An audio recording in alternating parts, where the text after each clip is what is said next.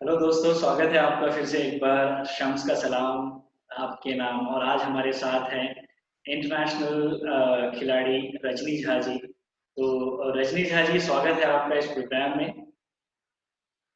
Thank you. Rajni जी, सबसे पहले तो आप हमें बताएं कि आपका जन्म कहाँ हुआ और आपका बचपना कैसा था।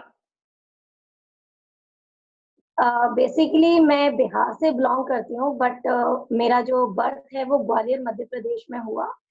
और बचपना एज यूजुअल जैसे सारे बच्चों का होता है वैसा नहीं था मेरा, क्योंकि मैं जब 1 साल की थी तब मुझे पोलियो इफेक्ट हुआ था मेरे राइट लेग, मेरे पूरे शरीर में एक्चुअली मुझे ये हुआ था। लेकिन फिर धीरे धीरे मेरे पेरेंट्स के एफर्ट से फिर मेरा जो स्कूल था अमर ज्योति स्कूल, वहाँ पे मैंने जब एडमिशन लिया, वहाँ पे हमारे जैसे कई बच्चे पढ़े तो उनके साथ इंटरैक्ट होने के बाद फिर धीरे धीरे मैं एलएनआईपी मैंने कॉलेज ज्वाइन किया फॉर स्विमिंग, एक्वा थेरेपी के लिए, जो मुझे प्रोफेसर वीके डबास सर के अंडर में करने का मौका मिला।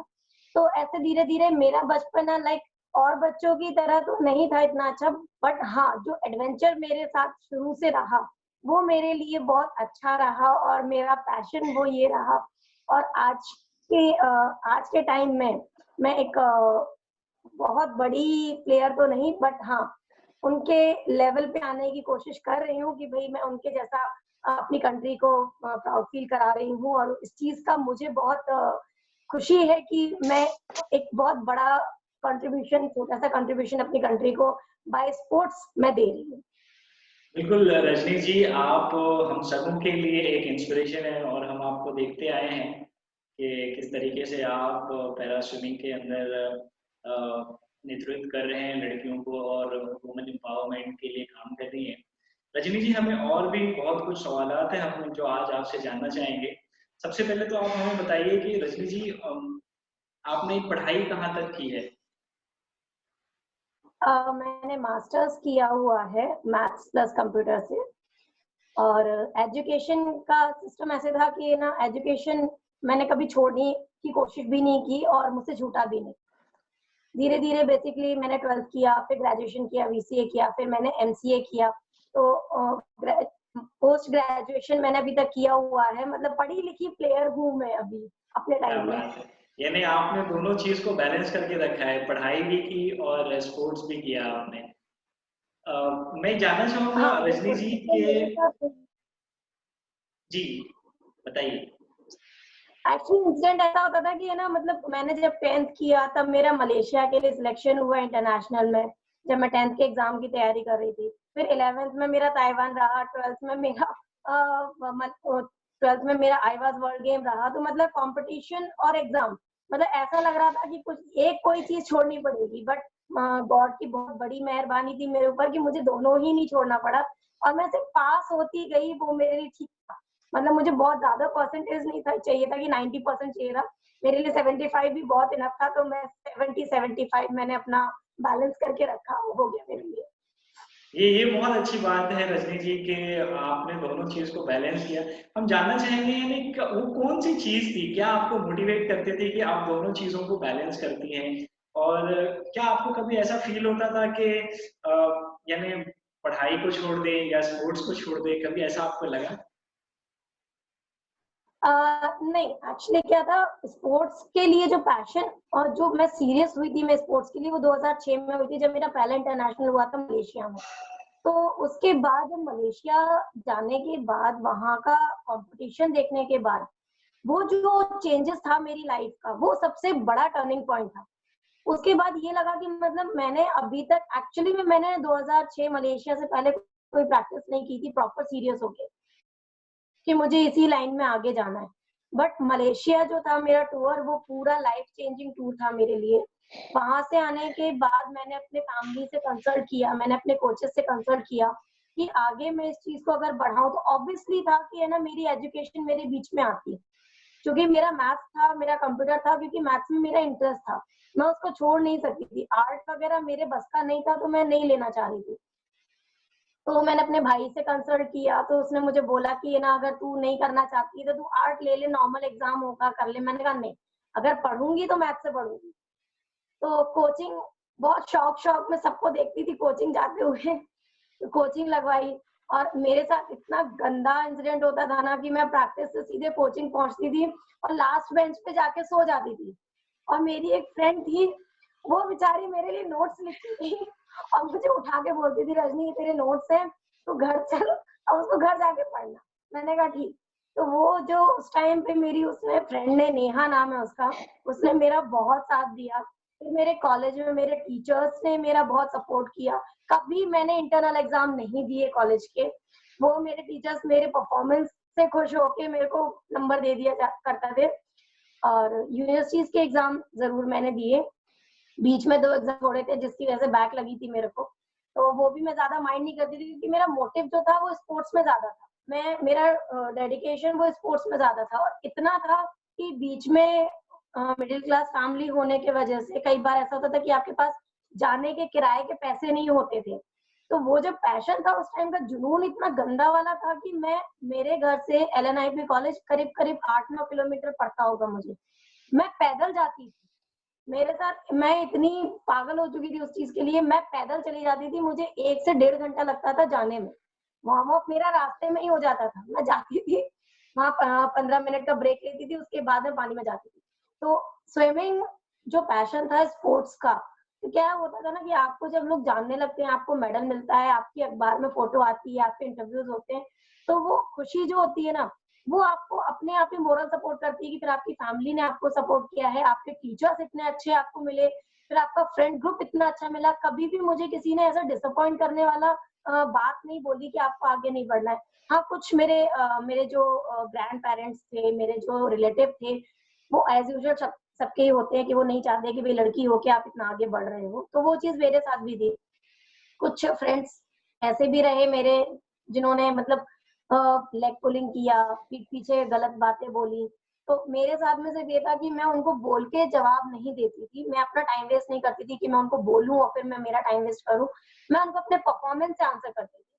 और आज मैं इस पोजीशन पर हूँ, यहाँ पर हूँ, रेपुटेटिव जगह पर हूँ। तो ये मेरे लिए मेरा जो आप कुछ भी कह सकते हैं कि भाई मेरे फैमिली का सपोर्ट, मेरे टीचर्स का सपोर्ट, या उन लोगों के ताने जो मुझे आगे बढ़ने से रोक रहे थे, तो उनको जवाब देने के लिए मैं इस पोजीशन पर हूँ। तो जैसा भी था, पर मैं खुश हूँ अपनी लाइफ से। बिल्कुल, बिल्कुल रजनी जी, आप एक सोर्स ऑफ इंस्पिरेशन है और आपने ये बताया कि जो जुनून होता है वो किस तरीके का होता है कि पैदल एक तो आदमी पहले डिसेबल्ड है, उसके बाद से 7-8 किलोमीटर तक चल के जाना, ये आपका जुनून बताता है कि कितना था स्विमिंग के लिए आपके अंदर। और सलाम है आपके जज्बे को रजनी जी, हम सभी आपसे इंस्पायर होते हैं। रजनी जी, हमें ये बताइए कि आपने अब तक कितने नेशनल चैंपियनशिप खेले हैं और इंटरनेशनल चैंपियनशिप खेले हैं और कितने मेडल्स आपने प्राप्त किए हैं अब तक, और कौन-कौन से अवार्ड्स अब आपको मिले हैं, जो उसमें से कुछ खास अवार्ड्स हो जो आप हमें बताना चाहें? मैंने स्विमिंग शुरू किया था 98 में। और 2000 से लेके टिल डेट तक अभी 17 नेशनल्स हुए हैं जिनमें मैंने सभी में पार्टिसिपेट किया है। और नेशनल्स में पार्टिसिपेट करने के बाद मेरे पास अराउंड 90 के अबव मेरे पास मेडल होंगे, जिसमें से 80 गोल्ड हैं और बाकी के 6-7 सिल्वर और 6-7 ब्रॉन्ज है मेरे पास।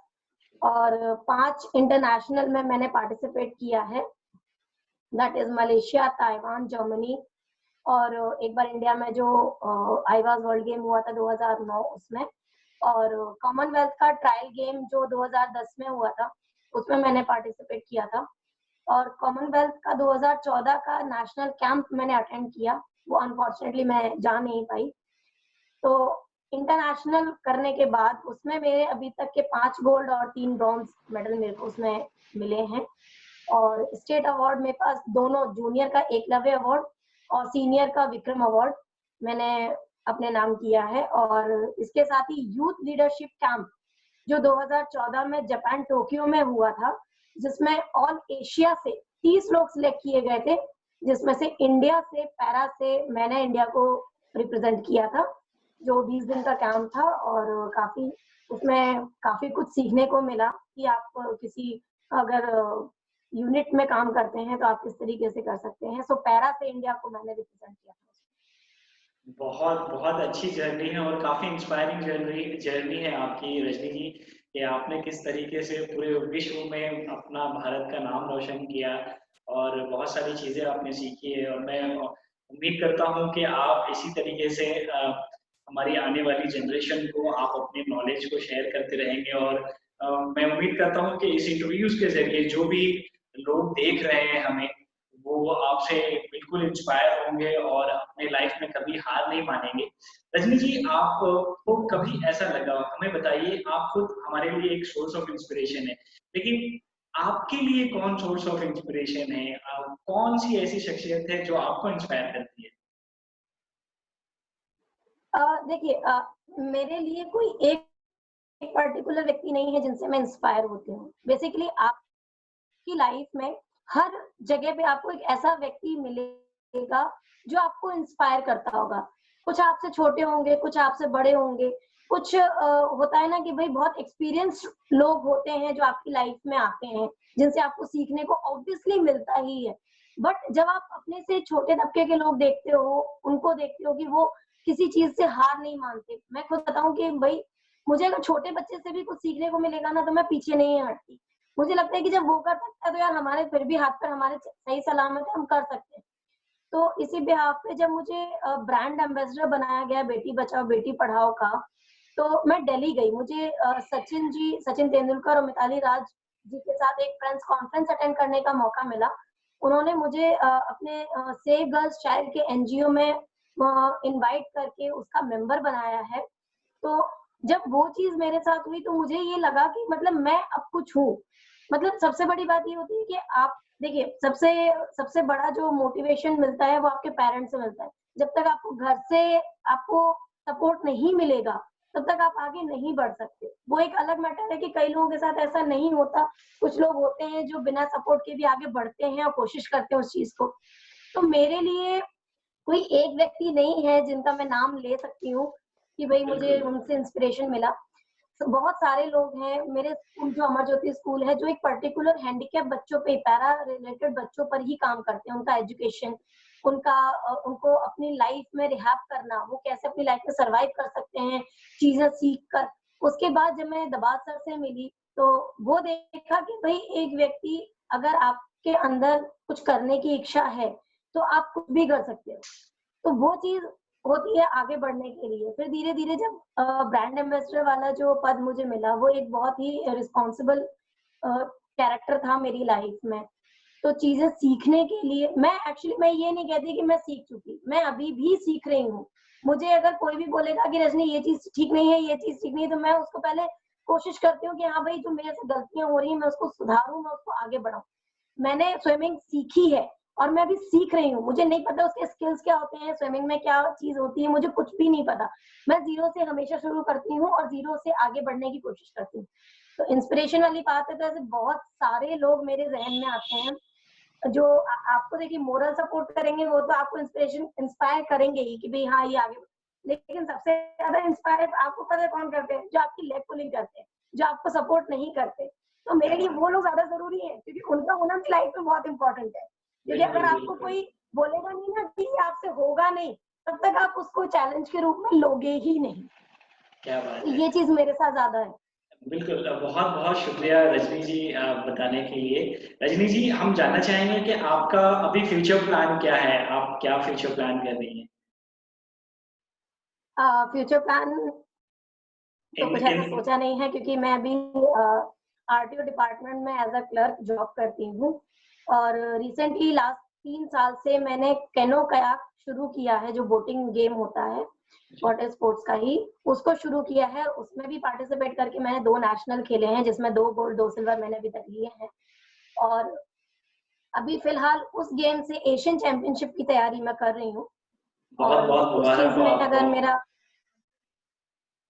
Thank you. उसमें अगर मैं आगे बढ़ती हूँ तो मैं एशियन गेम्स मेरा टारगेट जो है वो अभी एशियन चैंपियनशिप, एशियन गेम्स और अगर भगवान ने चाहा तो ओलंपिक कोशिश करेंगे करने की।